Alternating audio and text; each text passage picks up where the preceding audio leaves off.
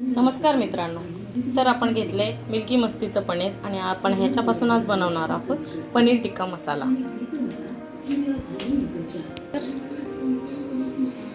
हे बघा, साधारण हे असं असतं। आता हे आपण पॅकेटमधून ओपन करून घेतलंय। आता आपण याला थोडं वॉश करून घेऊया, म्हणजे जेणेकरून त्याच्यावरती काही थिकनेस असेल तो निघून जाईल।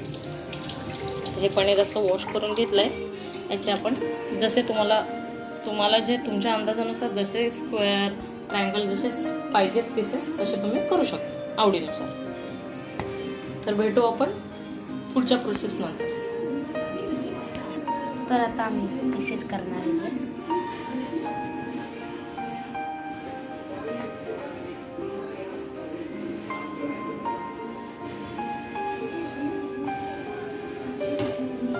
तर नीट एकदम चांगले पीसेस झाल्यानंतर आम्ही भेटूया तोपर्यंतसाठी। तर गाइस, आम्ही असे मोठे मोठे पीसेस केलेले आहेत। और तुम्हाला जेवढे करायचे जसे करायचे तसे करू शकता तुम्ही। आम्ही तर असे मोठे मोठे केलेले आहेत। हे मोठे मोठे असं खायला मस्त आहे।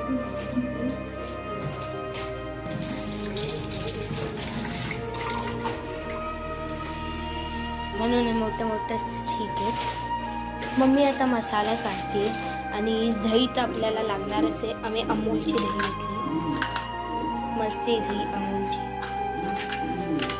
दही। आता बघूया किती लागते किती नाही। तोपर्यंत मम्मी तिथं मसाला काढते आणि आपण यात मॅरिनेट करायचं आहे।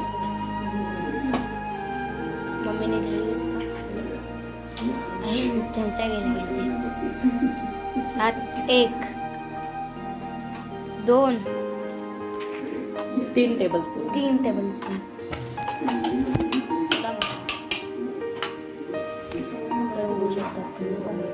चवीनुसार किचन किंग मसाला, चवीनुसार किचन किंग मसाला,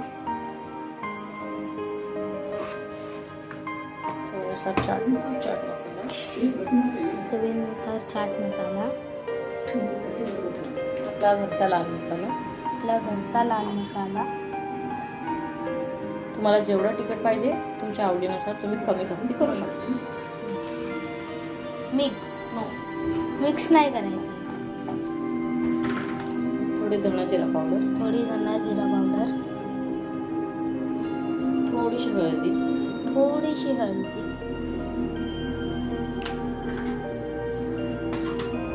अजून काय?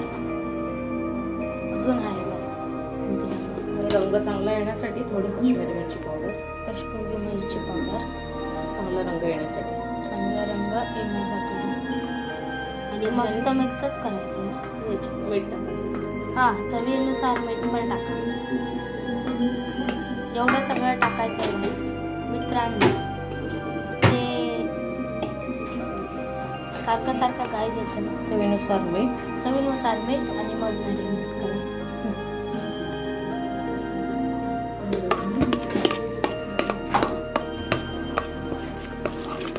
अजून थोडंसं ऑरिगॅनो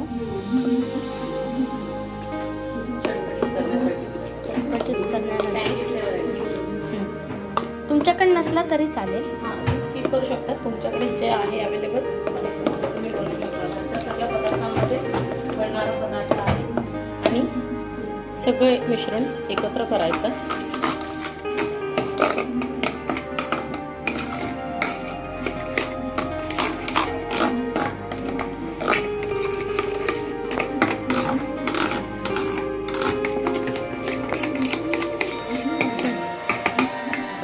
पनीरचे पीसेस यामध्ये टाकून घ्यायचे।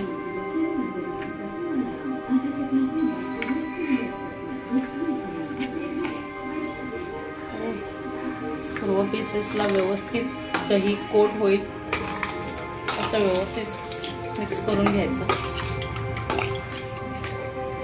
आणि मिक्स झालेलं मिश्रण 10 ते 15 मिनिटं बाजूला ठेवून द्यायचं।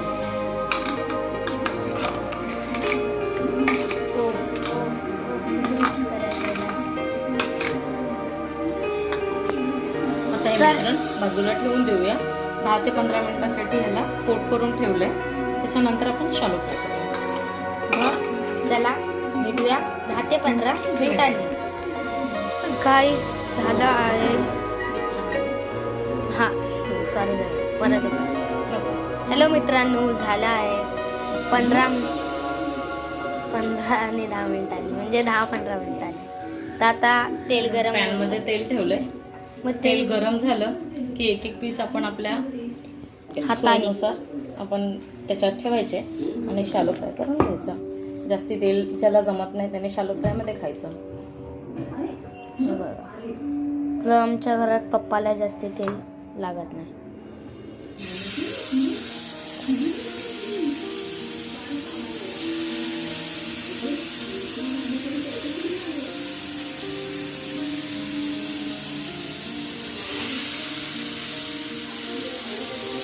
तेल उडतं एकदम.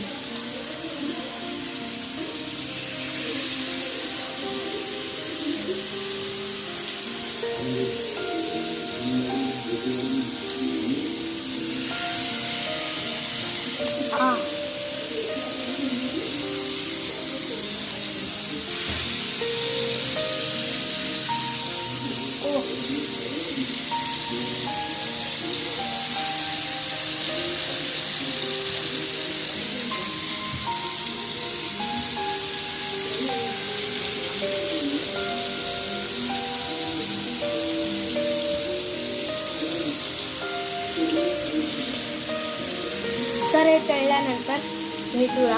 हे पूर्ण तळल्यानंतरच भेटूया. तोपर्यंत बाय. तर गाईस बघा एकदम बनून झालेलं आहे. तर एकदा ट्राय कर. तर गाईस बघा एकदम बनून झालेलं आहे. कशी वाटली रेसिपी? आजची रेसिपी चांगली वाटली असेल तर लाईक, शेअर आणि सबस्क्राईब करा. आणि पहिला ब्लॉग पहिलं चॅनल बनवत आहे तर प्लीज आम्हाला थोडासा सपोर्ट करा. भेटूया परतच नेक्स्ट ब्लॉगमध्ये. तोपर्यंत